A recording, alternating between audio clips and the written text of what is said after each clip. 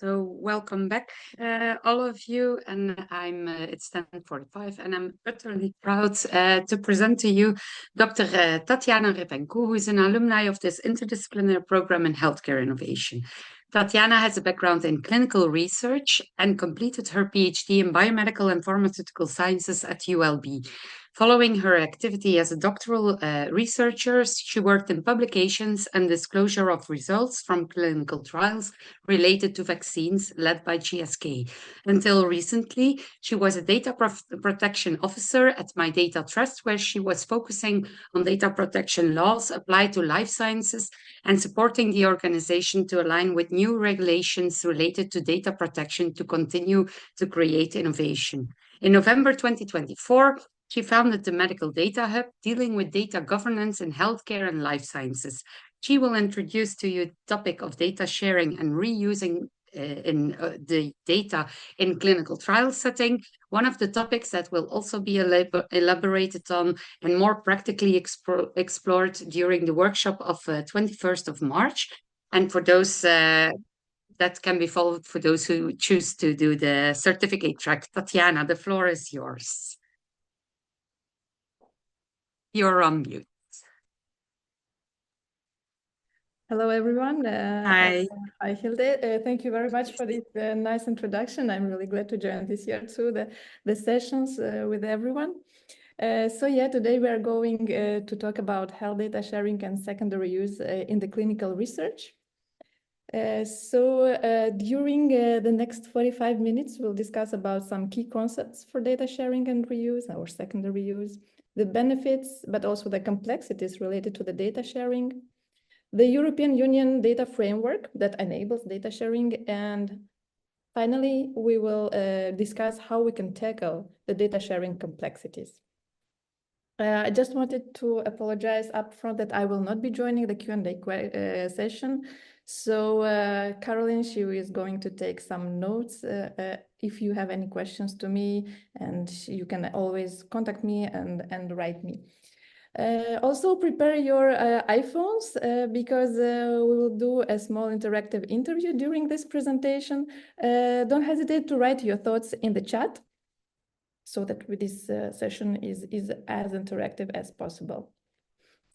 I'm going to talk about also all the data sharing and secondary use in the context of digital technologies. We are clearly living in the digital world, generating very large volumes of data. So this data coming directly from you, the individuals, but also from patients via the digital health application or any digital devices. I'm sure a lot of you have smartwatches or bracelets, etc.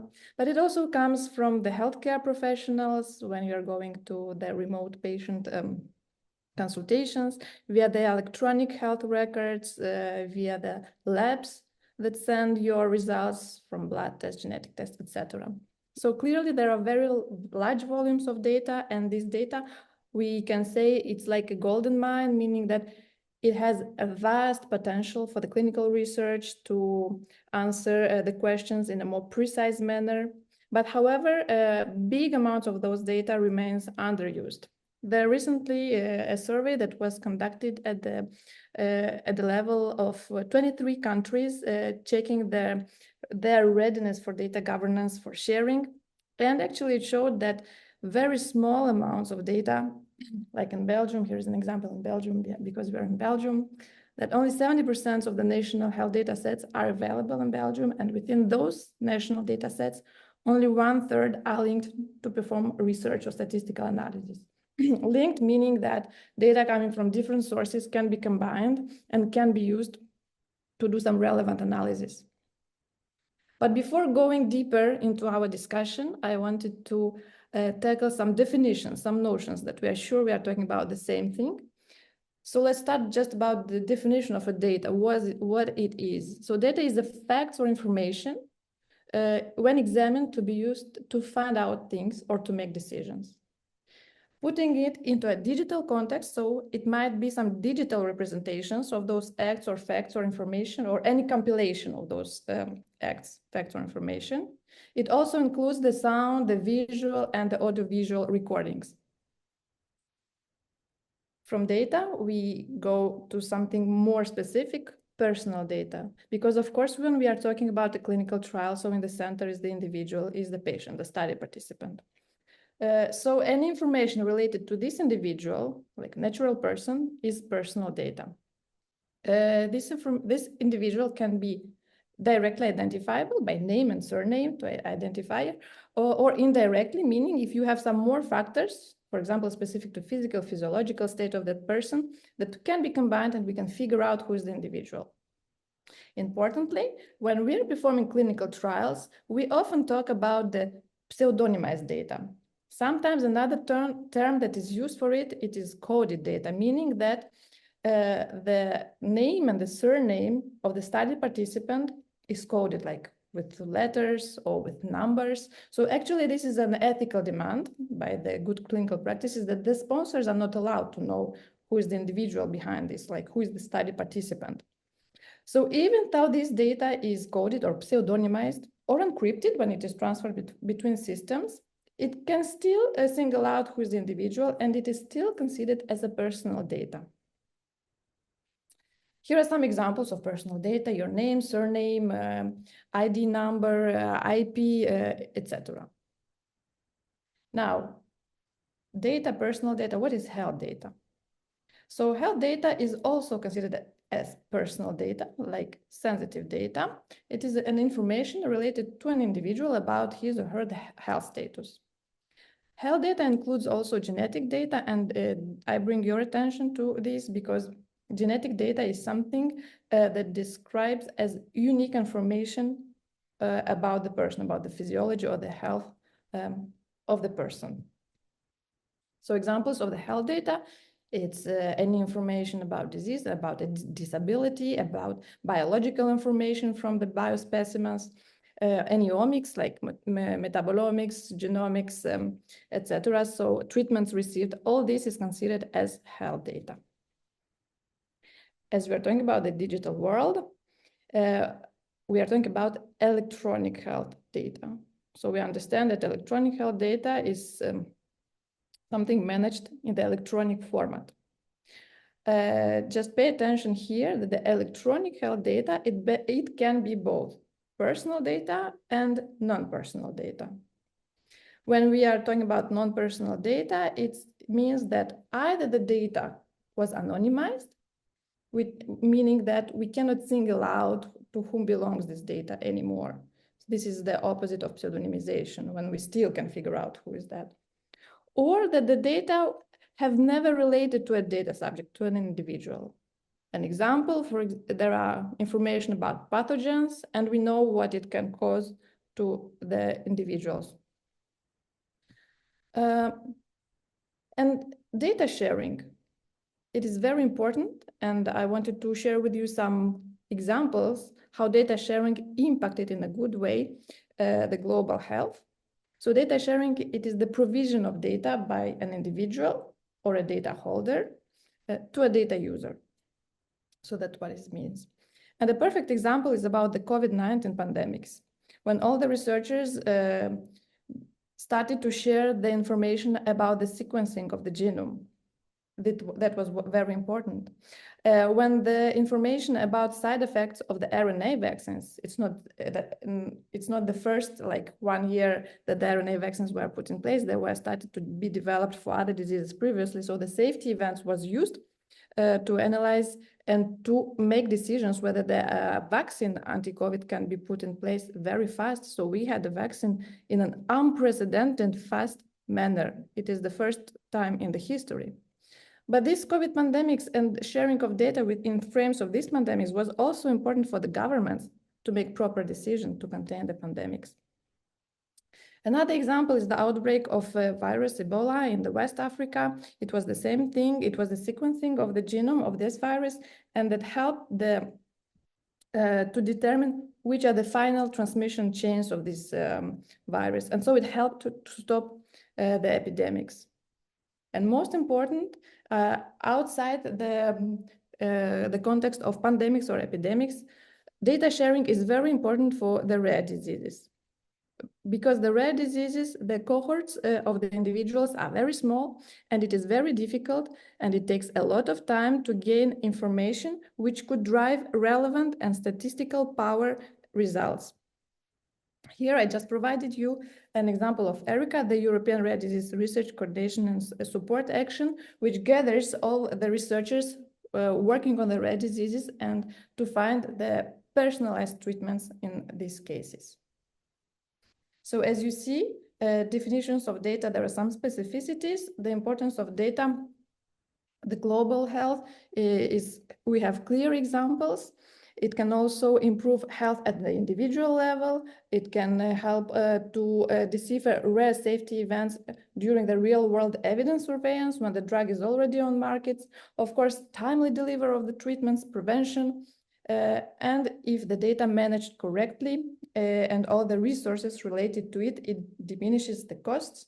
It avoids the unnecessary examinations. It avoids unnecessary, maybe beginning even of a trial at the phase 1 if we see that already previously someone did it and the side effects were so dramatic. And finally, it has also an ecological impact because we diminish the waste and we diminish the use of the energies, etc. That can have also a global impact. So after having this overview of some notions and definitions, I just wanted also to bring to your attention that all this sounds nice, a lot of potential, but there are still challenges in data sharing. For example, the researchers have difficulties to find the data. So we're talking about the data discoverability. How can they know who has what data? The accessibility to the data, it's not always clear, the policies are not always clear, the consents from the data subjects in case the personal data is used, etc. The standards, which assure the interoperability, everyone is using different standards. We need to have medical data terminology standards, standards for data exchange, for data analytics, etc. And of course, the infrastructure, which should be secure from IT point of view and cybersecurity. Sometimes, okay, data is there, we have it, but it's not reusable because the quality of data is not good, the data is not accurate, not consistent, etc. So it's not linkable. An example, what I just showed in the introduction. And of course, societal challenges. The different locations of data of individuals, if they go to one practitioner in one country, then they go in another European member state, it's very difficult to transmit the data to find, okay, where is my data about that result, or where is my data about that scan. In addition, there are legal regulatory requirements. I will not deep dive into them because Dr. Kruger, she presented it to you and had an overview. Ethical concerns and the privacy of individuals when the personal data is involved of that. So in these terms, I wanted you to take your smartphones and just, I wanted to interact with you and see what is your opinion regarding sharing your health data.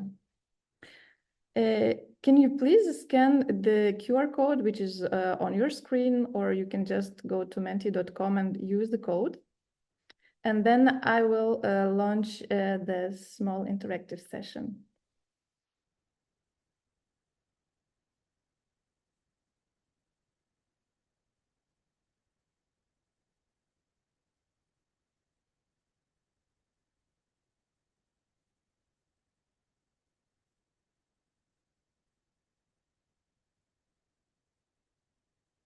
Do you see my screen with the questions?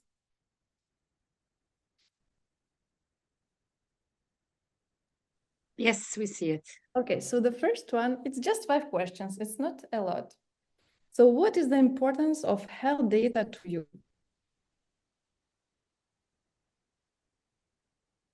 I see 3 responses. Wow, allow access of data to all physicians, better treat patients.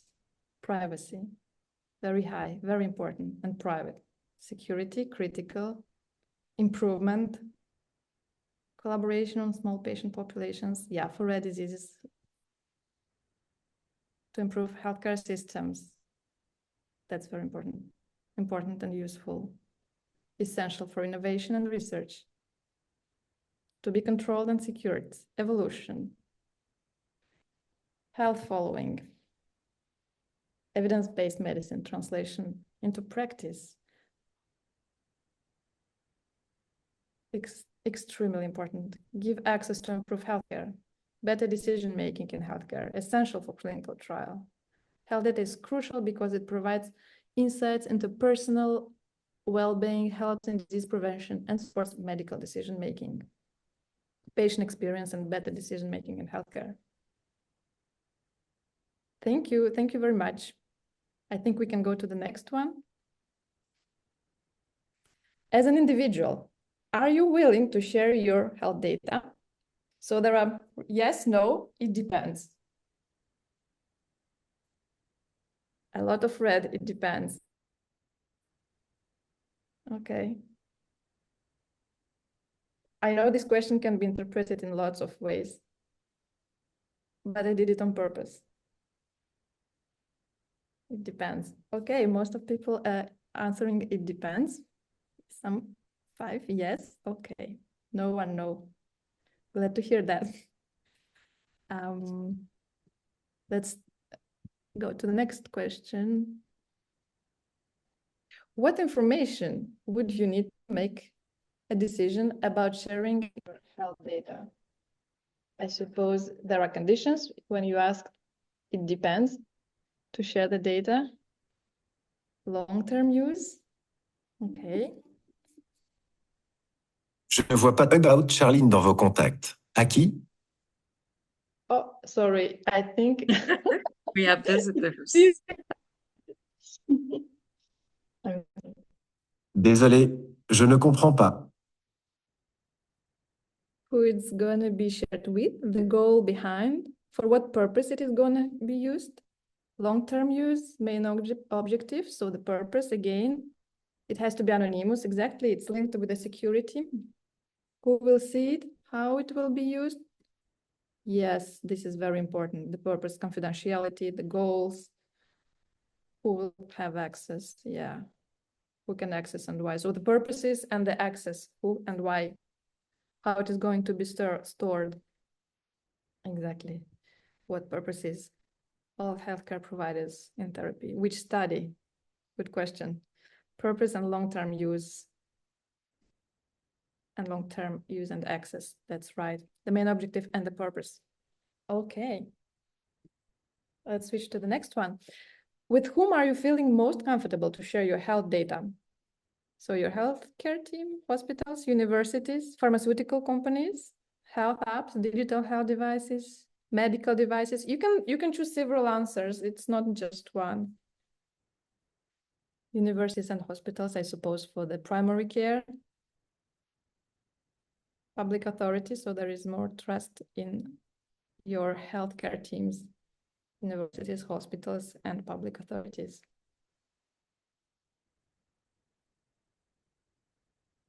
No one from pharmaceutical companies, they're delivering drugs. Without them, we don't have anyone.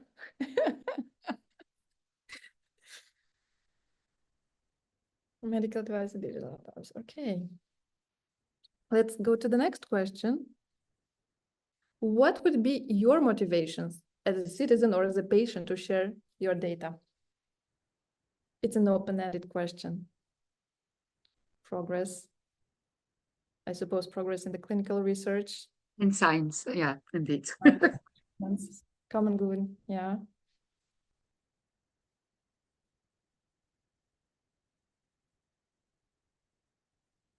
To contribute to better treatment, to improve the clinical research, progress in research, help research, yeah.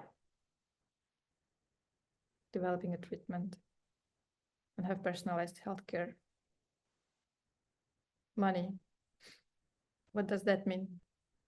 Money to pay. Yes, that's true.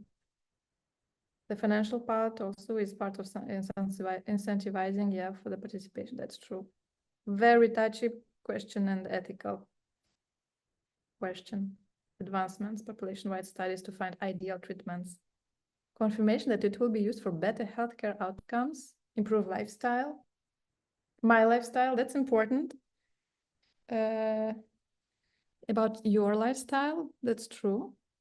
But pay attention, in majority of the cases, when study participants agree to participate in the study, it's clearly stated that it's not necessarily that they will find treatment precisely in their case.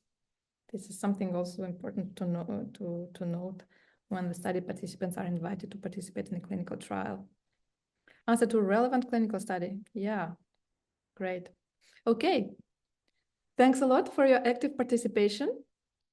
I will just continue a little bit our discussion. And actually, there was a survey conducted by the European Commission, which showed that most of the citizens, 73% of them, are willing to share the health data, but on the precondition that it is shared in a secure environment and exactly accessed only by authorized parties. So that's exactly a little bit what was reflected in the answers that everyone provided. And I wanted to focus your attention that the next part of this presentation will focus on the electronic health data sharing for secondary use in clinical research. And you will see, just keep this in mind during the rest of this presentation, and you will understand why. So I will talk about more what was done at the European Union level to encourage the data sharing and the secondary use. And I'm going to talk about the European data framework. So what was recently done? I don't know if you heard about the European Health Data Space. So Health Data Space regulation, which was voted by the European Parliament and Council now in January, and which should enter into force in the first trimester of this year. And the Data Governance Act, which was voted and entered already into force in September 2023. So both of them are very recent. They're complementary, but they're quite different. But both of them create a framework for data secondary use of the data and a governance framework. So that's why we're going to talk about the data governance framework. Though the regulation and the act they must be applied in the European Union member states, and all of them. So all the national laws should be aligned. And the main goal of these both regulations is to harmonize the law between the European member states to alleviate and to facilitate the data sharing and the secondary use. So what is it, the European Health Data Space? So it's the first common European space dedicated specifically for the health data. The goal is to make the electronic health data fair, so findable, accessible, interoperable, and reusable. So it creates an infrastructure for the data sharing. It also gives a legal governance framework to facilitate the access to the electronic health data. And it also creates a framework for standards that should be used in this EHDS to facilitate the interoperability between the systems and the data repositories. Three main things to remember about the EHDS regulation. So first of all, it empowers the individuals to take control over their electronic health data. So that's exactly related a little bit to your answers, that when you want to share your data, you should know with whom you are sharing, right? So this EHD regulation will give possibility to individuals to control, okay, I give access to this or to this healthcare professional or pharmacist, etc. The next two important aspects is to empower or to facilitate the primary use of the electronic health data, meaning you are going to a healthcare professional and you receive provisions of healthcare. So you are treated. And the second aspect is the secondary use of the health data. The secondary use, here the purposes are for research, innovation, policymaking, regulatory activities, etc. So we will focus more on this last thing for the secondary use. EHDS, as I told, it is created to ensure interoperability between the systems. So to create a single market of electronic health data records, the health data, the sources of health data which will populate this space will come from EHRs, okay, from different hospitals, from health data registries, from public bodies, but also from health data apps. So all those sources, they must be aligned with standards which will be clearly or are clearly described in the EHDS. This is something very fresh, very new. So it is something which is now ongoing and will be starting to be implemented when it will be entered into force. So this is completely new and ongoing. The EHDS also creates the cross-border infrastructure to facilitate the exchange of electronic health data between European member states, as I said, for the primary use. When you go to another European member state and you will need some healthcare provision, so the doctors from one country would have access more easily to your data and all your history of your health data that they need to make clear decision for your treatment. But also it is important for the secondary use, which will be done via some health access bodies, but I will explain you a little bit further what's that. And if you want to know a little bit. Tatiana, yeah, just a question from Rafael Minella, and asking, what do you exactly mean with health apps, please?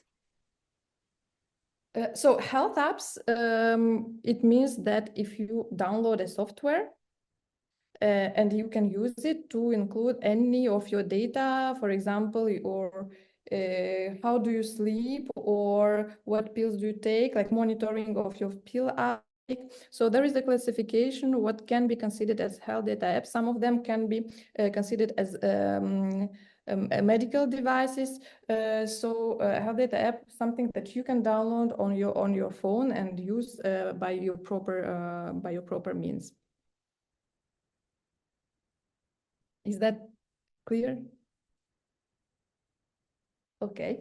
So if you would like to know a little bit more about your electronic health data, you can always go on the European Commission website, and also in Belgium, I provided you this information. If you don't find any information, you also can contact any national contact points for the digital health, which should be established in every European member state, and the list is always also available on their website. So this was just a parenthesis. I go back to the EHDS that it provides, it has the aim to provide a secure data sharing, meaning that the privacy of the individuals, in case the personal data is being used, are protected. Only anonymous data should be used. Very rare cases, pseudonymized data. When there are demands for the use of the data, there should be issued some health data permit, which should be provided by the health data access bodies, or it can be based on the consent or on the decision of the individual via My Health, with whom they are sharing the data or willing to share the data. Only minimized amount of data must be shared, meaning that depending on the purpose, not all of the data are given, and then the user can pick up what he wants. The data sharing should occur in a closed, secure environments, which should be guaranteed by some standards for cybersecurity, which is also described in this regulation. So EHDS enables the secondary use. What is the secondary use? It means so that the data are processed for other purposes than the initial one. In terms of a clinical trial, the purpose of a clinical trial is described in the objectives of, in the protocol, so in the section of the objectives of the clinical trial. When there's someone, even the same sponsor, for example, let's say they want to analyze the data for other objectives, the ones that are not indicated in the protocol, it is considered as a secondary use or reuse of the data. I bring to your attention, just not to have confusion, the secondary use is not considered in terms of the primary care. So when you are going to your practitioner to receive some healthcare provisions. The secondary use purposes are clearly stated in the EHDS. There are activities which are related for the public interest, for policymaking, regulatory activities, so it is concerned the public bodies, but also for scientific research that contribute to the public health or the social security, ensures highest level of quality and safety of the healthcare, medicinal products, medical devices, etc. It also gives a possibility to train the AI systems to contribute to the development of digital health applications, etc. And not least, it's important that it can be used for education and teaching activities in the universities. There are clear prohibited purposes for the secondary use, the purposes that might lead to decisions to the detriment of the individuals or a group of individuals, or decisions leading to exclusion from some benefits of an insurance. Commercial purposes like advertising, assessing insurance requests, or lending conditions, or making job market decisions, this is prohibited. And clearly, to design harmful products or services like illicit drugs, alcoholic beverages, etc., this is not accepted by this regulation. And any activities in the conflict with ethical provisions in any national laws should be prohibited for the secondary use. This one I will pass fast because it's a very wide range of electronic health data which can be used for secondary use. In red, it's the personal data, so meaning extra security measures, and the lower are non-personal data, but we discussed a little bit in the introduction about that. I wanted to discuss a little bit about the actors in the data sharing and the secondary use. So in the top, of course, and in the middle is the data subject, the individual to whom relates the personal or the health data. And there are data users, which can be a natural or a legal person, but which has been granted a lawful access to the electronic health data. And data holders, which can also be a natural or legal person, and that has an obligation to process the personal electronic health data and has the ability to make available also the non-personal electronic health data.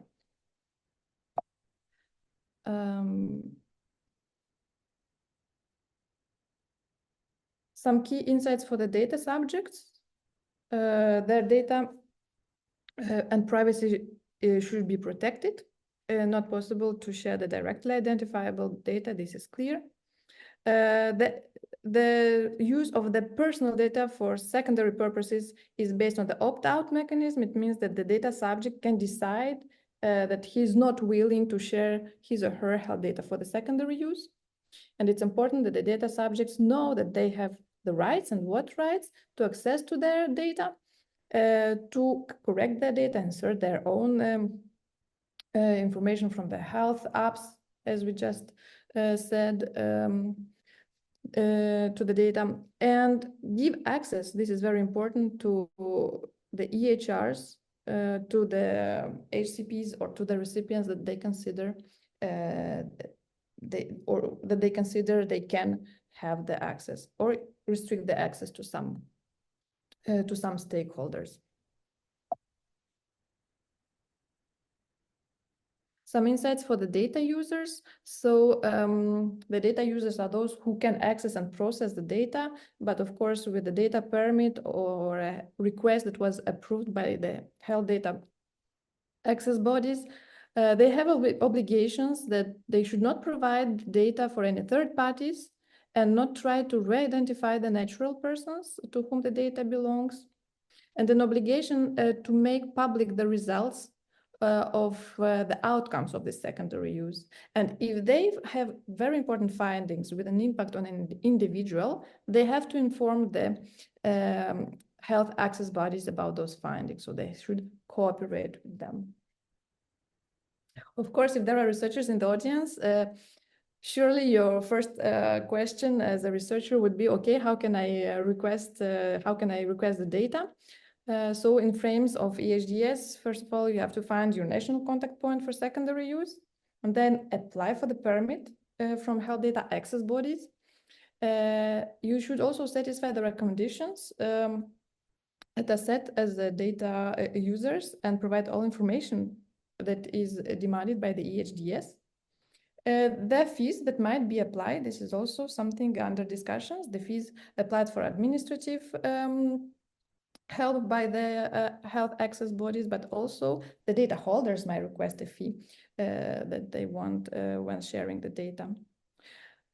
For simple cases, the data users can directly request the data from the health data providers, but as long as all the security measures for privacy are put in place. A few words about the role of health data access bodies. So those bodies should be created in each European member state. It can be one or more access bodies per country. They have the powers to make decisions, so whether they give or not the access and the secondary use of the health data. So they issue the data permits access. They can prepare also the data sets for the health data users as required under the issued data permit. They can charge fees and they can decide on the amounts of fees, as I told, and they can also carry out pseudonymization and anonymization of the data sets. So they have a very huge workload on their shoulders. So here is the wrap up of the EHDS part. And now I will just tackle a couple of important things about the Data Governance Act. So Data Governance Act is not specific to the healthcare sector, so it applies to different sectors, and it all has a goal to make the reuse of data between the sectors too. So there are four major pillars: the reuse of sensitive data held by public sector bodies. The pillar 2, it creates a framework for new data intermediaries, and I will focus on this pillar 2, the role of data intermediaries in the data sharing and reuse. Pillar 5, it creates a concept of corporate and individual data altruism, like for general purposes, for the purpose of the general interest. And finally, it creates a European Data Innovation Board, which should be like a coordinator at the national level about the practices and policies related to the DGA. But I will focus your attention just on the data intermediaries here. Yes, Data Governance Act also provides definitions about data subjects. It's the same: data users and data holders. It's quite the same as previously. It's just that the data has a broader definition. So here it's not electronic health data only, it's in general all types of data. And data intermediaries are the ones that connect the data subjects, the data users, and the data holders. And their aim is to create a trustful environment to share the data, because trust is clearly something problematic from everyone, from data subjects, from data holders, to provide the data. And how? By the fact that the data intermediaries have a neutral position. They don't have any interest neither with data holders, nor with data users, or with data subjects. And they're not allowed themselves to use the data, unless just to develop their own services, because they should provide platforms and tools to share the data. Importantly, all the cloud providers, analytics, data sharing software or web browsers, email services, these are not considered as data intermediaries. The responsibilities of data intermediaries is to assist the data subjects in case they want to exercise their rights, inform and advise them about the intended data uses. They should provide tools for obtaining consent or obtain the permission from the data subjects or the data holders to process the data. They should not use the data for their own purposes, except if it's just to improve the platform they provide to share the data. They should facilitate the exchange of data by using either the formats that they receive the data, or they might convert it in the format that is asked. So they also have a role to play in the interoperability of the data. They should ensure that the procedure for access to its service is fair, transparent, and non-discriminatory. So here we come again to this FAIR principle, which is reflected in this act too, and prevent any fraudulent or abusive practices when someone is seeking data for those purposes. So now we had an overview of a recent European data framework for the secondary use of the data, but Besides that, I wanted to bring your attention that when we are in a clinical trial, we're talking about individuals and about the patients, about their rights to and freedoms, to the privacy and to data protection. So this should be considered the primary consideration to be respected.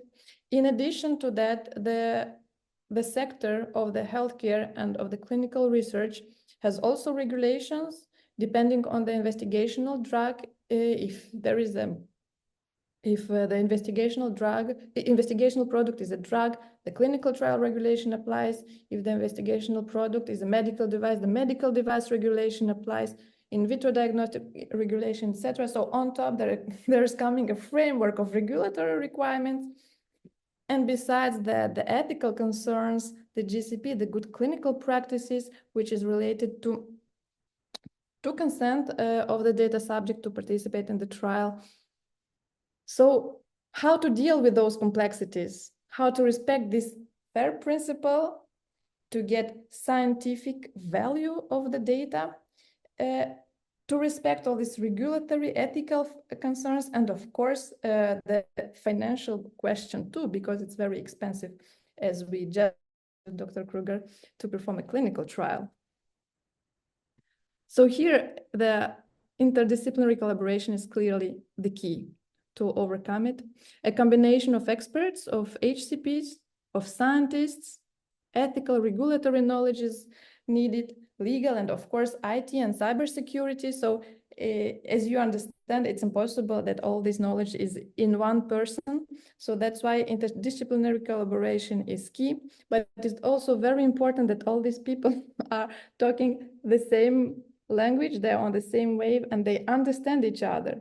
So I'm coming now to effective data governance, which is composed like of people who are participating or managing or processing the data, the tools and technologies they have in hands, how the data is managed, how is it structured, so what types of data they have, like data catalogs, so it's metadata, so data about the data, what infrastructures, the security of all that.